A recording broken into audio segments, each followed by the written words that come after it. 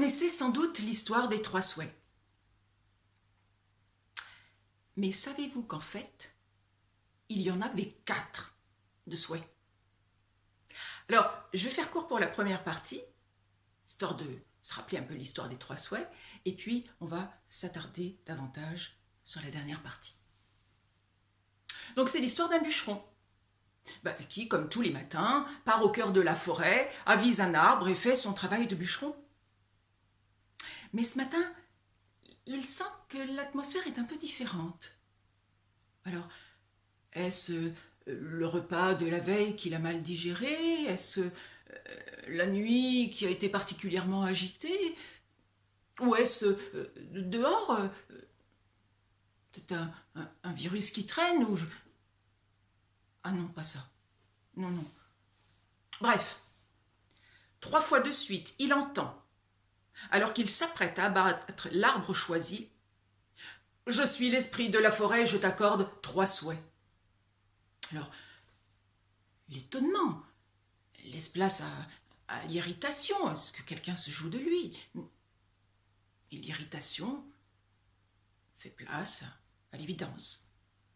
C'est bien l'esprit de la forêt qui lui parle et qui lui accorde 3 souhaits. Alors ni une ni deux, il rentre à la maison. Et sa femme est bien étonnée de le voir arriver si tôt. Tu racontes tout. Oh, mon homme, je crois que tu n'es pas bien réveillé. Tu as l'esprit peut-être un petit peu tourneboulé. Ma femme, prêtons-nous à la rêverie. Viens t'asseoir avec moi dans la cuisine et rêvons. C'est ce qu'ils font. Ils s'assoient à la table de la cuisine et là, toute la matinée, ils imaginent des choses raisonnables et folles. Puis, sur les coups de midi moins le quart, lui, il sent comme un petit creux. Oh, dis donc, je commence à avoir faim. Oh, tu sais quoi? Tu sais ce qui me ferait envie, là? Oh, ce qui me ferait envie, c'est un bon boudin noir. Un bon boudin noir fumant, odorant. Aussitôt dit, aussitôt fait. Sur la table de la cuisine apparaît un plat dans lequel est enroulé tel un serpent un boudin noir, luisant, odorant, fumant, appétissant. Oh, dis donc, regarde ça, ma femme! Oh, ce qu'il est beau! Oh, comme il a l'air bon! Mais elle a pris la mouche. Mais enfin, mais qu'est-ce que c'est que ce boudin? Mais tu viens de gaspiller un souhait! Mais enfin, avais-tu besoin de réclamer du boudin? Voilà un souhait gaspillé maintenant. Le ton est monté. Ils se sont disputés. Et lui, à un moment, fallait pas trop le chauffer. Et il a lancé, comme ça, sans réfléchir, tu sais ce qu'il faudrait? Il faudrait que ce boudin vienne se coller contre ton nez, voilà ce que je voudrais. Aussitôt dit, aussitôt fait. Le boudin s'est dressé tel un serpent et il est venu se coller sur le nez de la femme. Lui, mais quand il a vu le boudin collé au nez de sa femme, il s'est mis à rire. Mais à rire, elle, quand elle l'a vu rire, elle a attrapé le boudin avec ses 2 mains et elle a tiré dessus, se dandinant, se tortillant. Et lui, quand il a vu cette danse folle, mais il arrive plus belle. Oh, il se tenait les côtes. Elle était toute rouge, elle n'en pouvait plus. La colère a monté. Et puis, au bout d'un moment, quand on arrive en haut de la colère, on se met à rire. Et elle a ri tant et tant avec lui. Ils ont ri, mais ils ont ri. Oh non, arrête. Si bien qu'à un moment donné, il a dit, tu sais ce que je voudrais, ma femme, maintenant? C'est que tu redeviennes comme avant. Ma petite femme d'amour que j'aime tant. Aussitôt dit, aussitôt fait.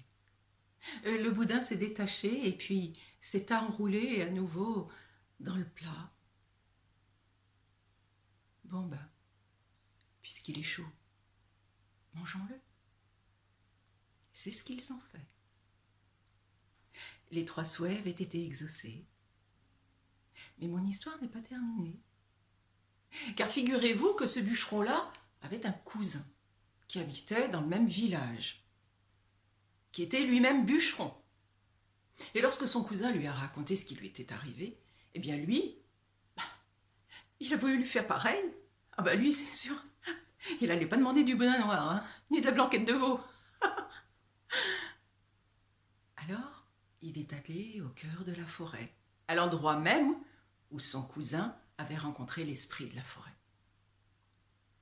Il a attendu un moment, et puis il a entendu « Je suis l'esprit de la forêt, je t'accorde un souhait. » Un souhait? Bah, c'est trois normalement.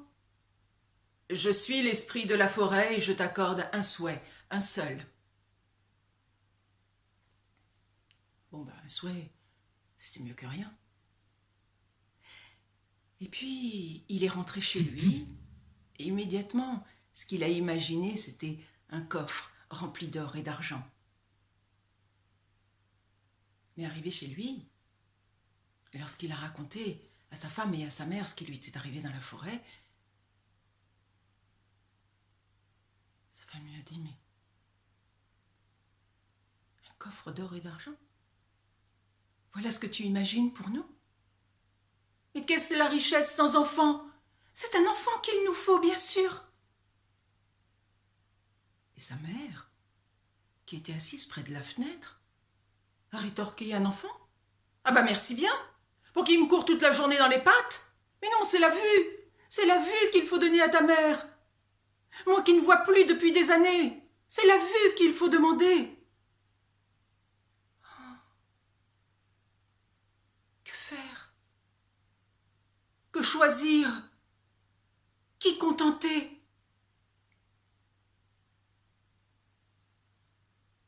Il a retourné toutes ses idées dans sa tête tout au long de la journée, et puis finalement il s'est dit que la nuit porterait conseil. Alors après le souper il s'est couché, et le lendemain quand il s'est réveillé, il avait une idée. Il s'est levé, il s'est habillé et il est parti au cœur de la forêt. Là, à l'endroit même où il se tenait la veille, il a entendu « Je suis l'esprit de la forêt et j'écoute le souhait que tu as choisi. » Là, il a réfléchi, il s'est concentré, il a redit la phrase dans sa tête afin de ne pas se tromper. Et puis il a lancé « Je voudrais que ma mère voie mes enfants manger dans des assiettes d'or et d'argent. » Aussitôt dit, aussitôt fait. Son vœu a été réalisé, et cette fois, mon histoire est terminée.